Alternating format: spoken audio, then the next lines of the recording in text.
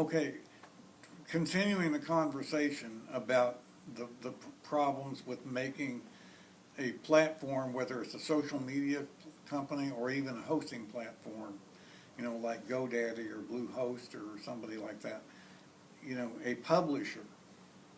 And remember, there's a couple of distinctions. Hosting companies don't curate content, but social media companies do because of their algorithms and because they're doing, social media companies are now doing a lot more moderating. Electronic Frontier Foundation has been very insistent that if you do moderating, that doesn't mean that Section 230 doesn't protect you. But there are a lot of people in the political area who insist that it should mean that, even though as a matter of law, the law actually protects you. There's kind of a moderator's paradox. That's something that came up in connection with FOSTA that we talked about earlier. But nevertheless, even though hosting companies don't curate and social media platforms do curate, some of the underlying problems, if you try to hold them responsible for what users do, would be very similar. And it would jeopardize user-generated content, certainly for users in Europe. And it could mean that content is blocked in Europe. It could mean when you go to Europe you can't post. It could mean it could spread to the United States. It could have implications for how these companies are organized. It could have all kinds of ramifications. But there's still another problem, which is, of course, what they call harmful content, which we are used to thinking about as the fake news that was kind of fed into social media, and we think by the Russians, particularly during 2016, and it's still going on, and that because of the algorithms, they kind of drive people into echo chambers. That's true, but there's more concern recently about about inciting violence and inciting terrorism to the point that a social media presence or a web presence might be seen by some people as kind of like a paper weapon. Almost the idea that there's a question, if you provide the facility for something and then somebody goes out and does something harmful, are you partly legally and morally responsible for what someone else did? That's my brother's keeper problem that I talked about in an earlier video. And the tone of society since Trump won the election has been much more to hold people who provide the facilities for something, whether that's gun manufacturers or even web hosts and social media companies, partly responsible. Or to hold speakers, even like me, possibly responsible if I somehow were implicated in an incident where somebody went out and did something. That's potentially very dangerous. We've talked about that in previous videos. And of course, as you know, the most dangerous of all the incidents recently was New Zealand, but there have been many others. There's also a question of deciding who the enemy is. The far left has recently been focused on white supremacy, and then even the question whether white nationalism and white separatism is the same thing, and Facebook says it is. I don't think it's quite the same, but that somehow that's a much more dangerous enemy than even radical Islam. Now, it wasn't, I think it was in 2015, we had a horrific attack in Paris. Okay. And then in 2016, we had the Pulse attack in Orlando, and then there was San Bernardino, and those were all related to radical Islam. And then, of course, we know how Trump and other conservatives, pumped that problem up in the 2016 elections. And it's true that today, radical Islam isn't feared as much as it was maybe 3 years ago. White supremacy is feared a lot more, and of course, I didn't see Charlottesville coming. A lot of people didn't realize how serious it and what the ramifications would be. For the first time, you saw not simply social media, like Facebook and YouTube and Twitter, but you saw web hosts pulling services from people that they thought were somehow associated with the Charlottesville attack, and particularly the Daily Stormer, but maybe a number of other sites. More recently, we've seen a number of conservative speakers deplatformed in a variety of circumstances. A number of them, some of them lost their accounts with Patreon, which is a service that that allows speakers on YouTube mainly to receive support and donations from subscribers, as opposed to having to charge for content, although they can simply be supported by donations. And Patreon pulled the plug on several speakers. Sargon of Akkad was the first one. I think Laura Southern was another one. And then Milo Yiannopoulos. They pulled the plug when mainly left-wing activists pointed out things that these speakers had done off-platform that were harmful. And I won't get into the details here, you can look them up, but it was thought that they had behaved in antisocial ways. But then there have been problems even with payment processors canceling banking accounts of a few people who were associated with the alt-right. And the problem is, it's much more insidious.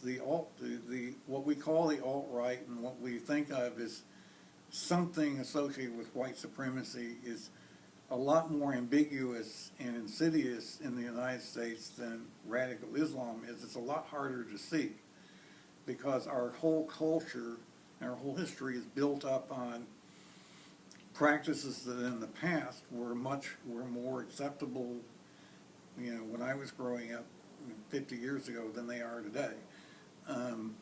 So it's hard. Some people will interpret some speech as hate speech, and others will think it's just normal speech about personal responsibility. Jordan Peterson, for example, is controversial. His clean your room thing, or his analogy with the lobster is a saying that the more aggressive and bigger lobsters, survive and the weaker ones don't. That sounds like survival of the fittest. That sounds like that might be interpreted as Nazism by some people. There's a lot of things that when you draw out the logical conclusions might be interpreted that way. That's not so true with radical Islam, but with the alt-right, and particularly with what people think leads to white supremacy. There are a lot of memes and a lot of phrases, and there's lots of lines of argument that people use, even population demographics. Even the idea that well-off families aren't having enough children, for example. And then the way the immigration crisis is presented is because the people who would come across through the border might be more likely to be people of color. That's trumped up as a white supremacy issue.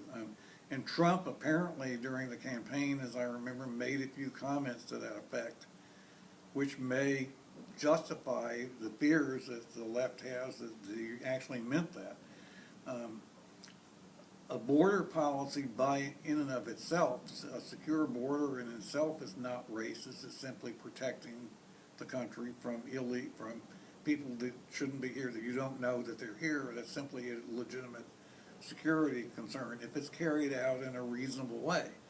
But unfortunately, it's been heavily politicized by Trump's base, and then the left has reacted by calling it racist, and this whole thing is completely out of control, as we know right now, with the sanctuary cities and all kinds of proposals are going on. It's hard to talk about that without possibly being accused of being a racist yourself right now, when normally it wouldn't be. So things, we're used to thinking of hate speech as something that's an obvious slur, and the forbidden words, and I won't repeat them here, but now lines of reasoning or attention to certain issues, bringing up certain things to the point of discussing them, when they're supposed to have been settled in the past, is viewed by some people as hate speech. The left wants to, and there's a reason for this. If you belong to an oppressed group, if your group really was oppressed in the past, and I don't think there's much question that some people of color as groups have been oppressed in the past. There's no question with the history of slavery and segregation and then the police profiling and all the things that have happened. There's no question that there's some validity to that. So if you're in that situation and you feel like you're denied opportunity because you're a member of a genuine oppressed group, then you're going to be combative and you're not going to tolerate people, and you've won some civil rights. You're not going to tolerate people challenging it. You're going to consider any speech that challenges that as supremacist, even though normally such speech would be viewed as simply debating issues. So this is a very serious problem for free speech. One of the theories that's been advanced recently, particularly by the left, is what we call stochastic terrorism. Now, that's a process by which a series of blog posts or a series of videos mentions various memes and code words and so forth that some people take as triggers to go out and commit acts. And that would mean that the speaker might be responsible for triggering a violent act later, or that possibly the platform might be held responsible. If we actually took the idea that a platform is a publisher to an extent, and if we took the idea that the speaker shares the moral responsibility for a crime, this is parallel to the gun debate, the gun control debate, where you're asking whether the gun manufacturer is responsible for a crime that's committed. If the perpetrator of the crime had otherwise at least bought the weapon legally, and if there had been some sort of background check and there had been some sort of process, and if the crime still happens, then is the gun manufacturer responsible for what the perpetrator did? Well, we have the same problem here with speech. If somebody is inspired to commit a crime because of this process, are the speakers partly responsible? And some people on the radical left think that he is, and this is becoming a very serious problem.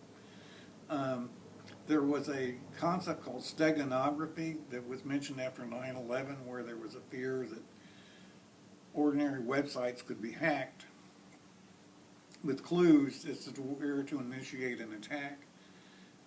That didn't materialize, but I remember that idea was being discussed. So steganography and stochastic terrorism are kind of interrelated concepts, but this is very dangerous politically, because if a website or a platform or a hosting company has to be responsible for an incident like that, they really couldn't host user-generated content at all. And some people, particularly on the left, are very determined to see them held responsible. And it's maybe there's a legitimate argument when you think about New Zealand and the manifesto and everything. Maybe they have some kind of an argument, but really part of the argument is political, because they don't want to see the gains in the past threatened by what they see as unnecessary speech about issues in the past. Although it's not clear that these issues are resolved. For example, quotas or affirmative action for admissions into colleges, well, I don't know that that's resolved at all. Some people think, because many people now say that what the radical left wants is reverse discrimination. They actually want they want some sort of identitarian pride or tribal pride in their group, because not everybody in their group gets to succeed in life on their own term. So they want their group recognized, and they want reparative rights for their group because of the sins of the past. So this has gotten completely out of control. Now, in that kind of an environment, I don't think the prospect in the future for user-generated content, the way we've gotten used to it, is particularly good. cut. And I'll start again. I just want to get to the proposal. How long was that? 15 minutes. Okay, let's pick it up and I'll continue.